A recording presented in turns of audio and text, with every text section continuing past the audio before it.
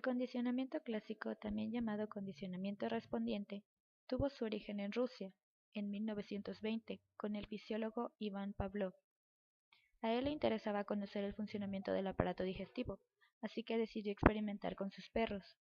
Los observó y fue tomando medidas de su salivación, pero sin querer queriendo, descubrió la existencia de reflejos condicionados e incondicionados del entorno.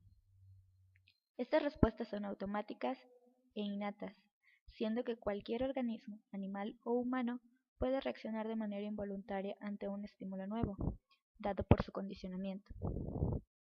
Ahora bien, el condicionamiento operante, a veces referido a él como condicionamiento instrumental, se originó en Estados Unidos, en la década de los 40. Su fundador y principal exponente fue Skinner. Este se centró en las conductas o respuestas voluntarias ante un reforzamiento o debilitamiento de acuerdo a las consecuencias, positivas o negativas que resulten. Es decir, una determinada conducta y una consecuencia tiene una conexión que resulta en un aprendizaje. En comparación con el condicionamiento clásico, donde los comportamientos son las respuestas biológico-naturales ante estímulos como el alimento, el agua o el dolor, en el condicionamiento operante un organismo maniobra en su ambiente y realiza respuestas voluntarias para producir un resultado deseable. Los organismos suelen repetir las respuestas que se acompañan de consecuencias favorables, es decir, con el uso de reforzadores. En el condicionamiento operante, el sujeto actúa en el medio, lo transforma y éste reobra sobre el organismo. Si los resultados de la acción del sujeto son adecuados, las conductas se aprenderán, siendo más probable que se emita de nuevo ante las mismas circunstancias. En cambio, si los resultados de la acción no son adecuados, dicha conducta tenderá a desaparecer del sujeto. Tipos de estímulo y respuesta del condicionamiento clásico y operante. Su iniciación se debe a Pavlov. ¿Recuerdan a sus perros? Ellos jugaron un papel importante dentro de su experimento. Pavlov hacía sonar una campanita y prontamente introducía carne en polvo debajo de la lengua de sus perros, que como resultado estos salivaban. Siguió repitiendo esta secuencia por largo tiempo. Sonaba la campanita, introducía carne en polvo, salivaban. Hasta que un día el perro al escuchar la campana salivaba de manera automática, sin que se le aplicara carne en polvo debajo de su lengua, y ¡bum! Lo llamó condicionamiento. Al comienzo la campanita era el estímulo neutro, pero después se volvió un estímulo condicionado, o sea que el estímulo aprendido había creado una respuesta, gracias al aprendizaje. Si sonaba campanita, me darán ese polvito de carne. La carne en polvo era un estímulo incondicionado, o sea, el estímulo que causa una respuesta innata, la salivación. Los estímulos incondicionados crean respuestas reflejas y acciones emocionales involuntarias, por lo que el reflejo al que está constituido se le denomina respuesta incondicionada. Es aquella respuesta aprendida e innata o no. La salivación refleja es la respuesta condicionada del experimento de Pavlov, pero después el perro al salivar escuchando la campana, sin tener que introducir un estímulo condicionado, estaba teniendo una respuesta completamente nueva, una respuesta condicionada, una respuesta ya aprendida. Ejemplo de estímulo incondicionado. Si soplo aire a los ojos de un compañero, estímulo incondicionado, este de manera innata deberá parpadear. Es la respuesta incondicionada. Ejemplo de estímulo condicionado. Si escuchas el sonido de una trompeta, no crearías respuesta alguna, es un estímulo neutro, pero si al momento de escuchar una trompeta te soplo en los ojos y parpadeas, y repito constantemente esta secuencia, después de un tiempo habrá un condicionamiento. Al oír el sonido de la trompeta, el estímulo condicionado, tú llevarás a cabo una respuesta de los ojos como cubrirlos o cerrarlos. Esta es la respuesta condicionada. Pasos para el condicionamiento clásico. Los mismos estímulos y respuestas de un condicionamiento pueden mostrar diferentes particularidades según su forma, de acuerdo a los estímulos intermitentes del experimento, los cuales son 1. Simultáneo. El estímulo condicionado se presenta al mismo tiempo que el estímulo incondicionado. 2. Demorado. El estímulo condicionado se presenta inmediatamente antes del estímulo incondicionado. 3. De huella. Hay un intervalo de tiempo entre la aparición del estímulo condicionado y el estímulo incondicionado. 4. Hacia atrás. El estímulo condicionado aparece después del estímulo incondicionado. Estos procedimientos no tienen la misma fuerza ante el establecimiento de la asociación entre ambos estímulos. En el procedimiento hacia atrás es difícil mostrar la asociación a comparación del de huella y el de morado. No obstante, en estos dos existe una asociación fácil e intensa en el establecimiento del condicionamiento. Finalmente, en el simultáneo, la fuerza de la asociación está en un nivel medio entre el de morado y hacia atrás. Pasos a seguir en el condicionamiento operante. Un gran conjunto de programas del condicionamiento operante comúnmente está compuesto por los siguientes pasos. 1. Identificar la conducta objetivo que ha de aumentar o disminuir. 2. Registrar la conducta lo más objetivamente que se pueda, estableciendo una línea base con respecto a la cual evaluar los efectos del procedimiento. 3. Introducir un programa creado para producir el aumento o disminución de la conducta.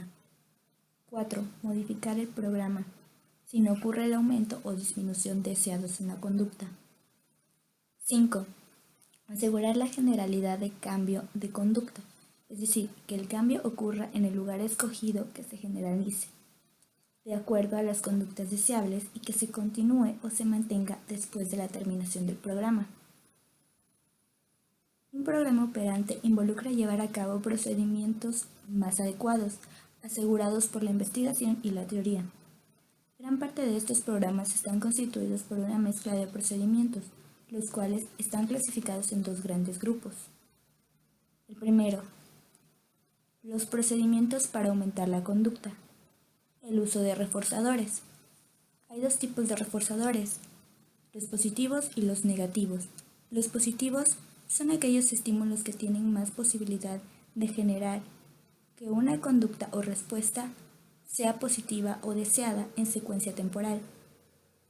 No existe un periodo de tiempo específico donde el reforzador deba perseguir la respuesta para incrementar la probabilidad de su ocurrencia. Sin embargo, estima comúnmente que la efectividad de un reforzador disminuye rápidamente conforme incrementa el tiempo que pasa entre la respuesta y el reforzador. Un reforzador puede ser verbal, como los halagos, lo has hecho muy bien, bien hecho, o puede referirse a la entrega de algún objeto de agrado al sujeto, como son los trofeos, caramelos, etc. Los negativos son aquellos estímulos que al suprimir después de una respuesta se tiene mayor posibilidad de que esa respuesta ocurra. Usualmente se refiere a un estímulo aversivo o no deseado, que no aparece si se produce la respuesta adecuada. Muchas veces es usada para controlar las malas conductas. El segundo procedimiento es para disminuir la conducta. En el caso de la extinción, que es una técnica operante probablemente la más frecuentada para disminuir la conducta, consta de buscar lo que está reforzando la conducta objetivo para después suprimir ese reforzador, que muchas pueden ser las circunstancias que van a inducir y conservar las conductas no deseables. Si existe una persistencia ante estas, en ocasiones difícil de descubrir si ocurre de manera infrecuente. Los métodos más empleados, además, son para disminuir la conducta, tienen otros efectos, como la conducta está sometida a la extinción, por lo que puede aumentar con intensidad, frecuencia y duración. Por ejemplo, en un niño las rabietas pueden hacerse intensas, frecuentes y duraderas al inicio. O también puede provocar una conducta emocional. Por ejemplo, el llorar es una conducta destructiva. O la conducta objetivo, una vez extinguida y que ya no es reforzada, puede en algunos casos volver a ocurrir.